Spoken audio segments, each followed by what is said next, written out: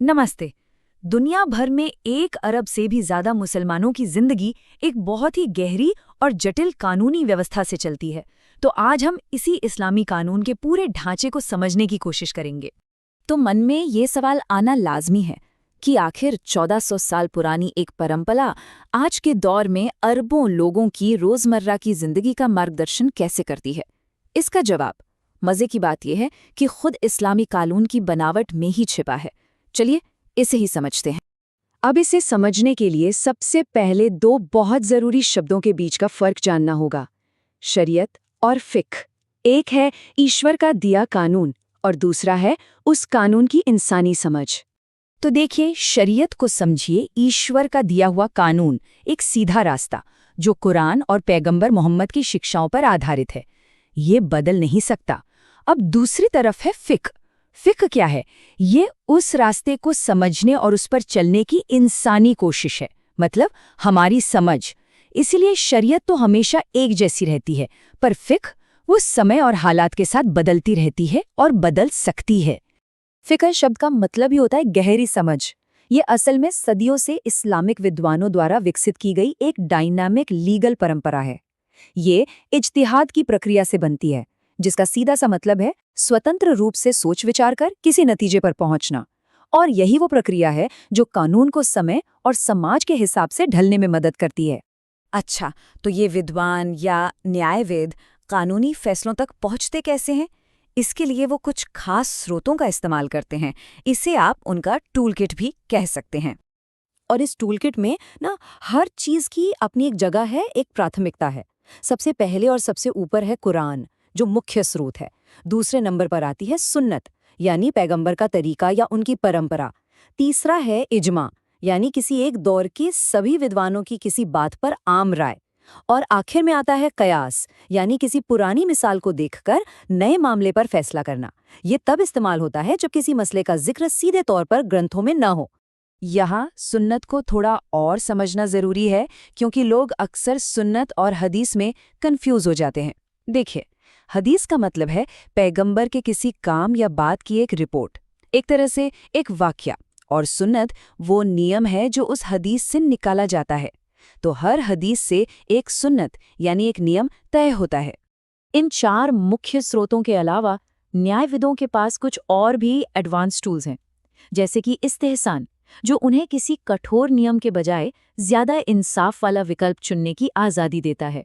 या फिर अल मसालेह अल मुरसला, जिसका मतलब है कि फैसला लेते समय आम लोगों के हित यानी पब्लिक इंटरेस्ट को प्राथमिकता दी जाए।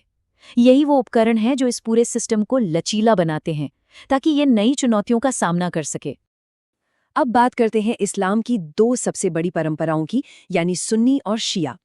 ये समझना बहुत जरूरी है कि ये जो बंटवारा हुआ, उसकी शुरुआत असल में लीडरशिप के एक सवाल से हुई थी।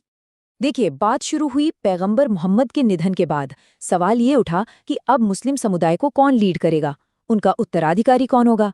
बस यहीं से दो अलग अलग राय सामने आईं।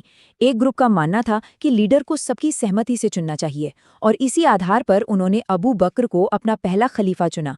लेकिन एक दूसरा ग्रुप था, जिन्हें शियात अली यानी अली की पार्टी कहा गया। उनका मानना था कि लीडरशिप पैगंबर के परिवार में ही रहनी चाहिए, और उन्होंने अली का समर्थन किया।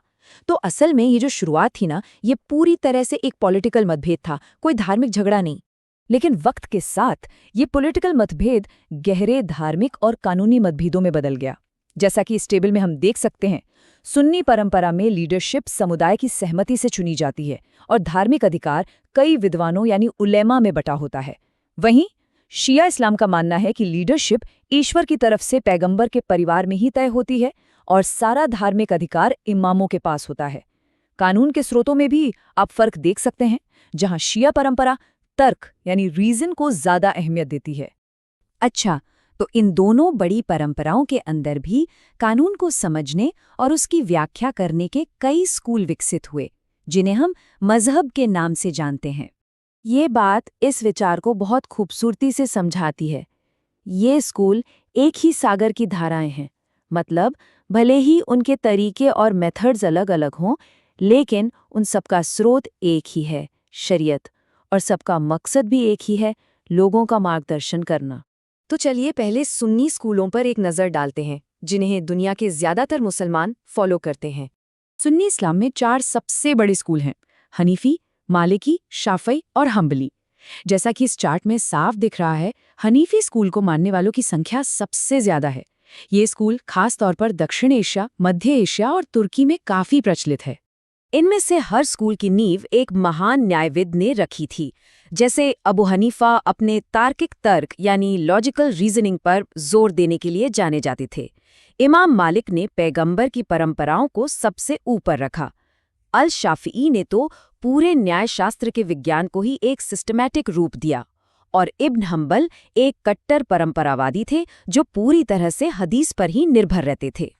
अब चलिए शिया इस्लाम के अंदर जो विचारधारा के मुख्य स्कूल हैं, उनकी ओर बढ़ते हैं। शिया इस्लाम की बात करें तो सबसे बड़ा स्कूल जाफरी है। इसे 12 शिया मानते हैं, जो 12 इमामों में विश्वास रखते हैं।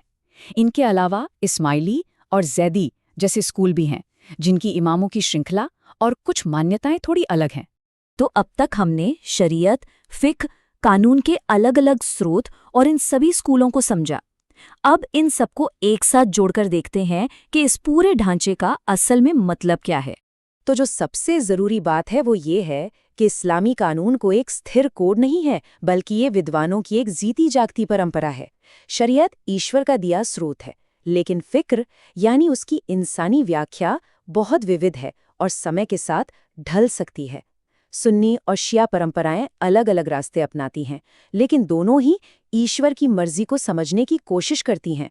और जितने भी मजहब हैं, वो इस कोशिश के अंदर अलग अलग मान्य तरीके हैं।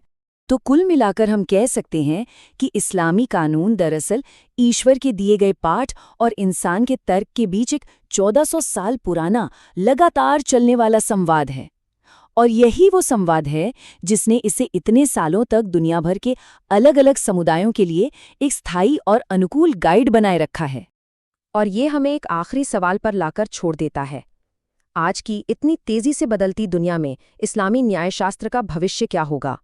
दैवीय पाठ और मानवीय तर्क के बीच ये सदियों पुराना संवाद आगे कैसे विकसित होगा? हमारे साथ जुड़ने के लिए बहुत बहुत धन्यवाद।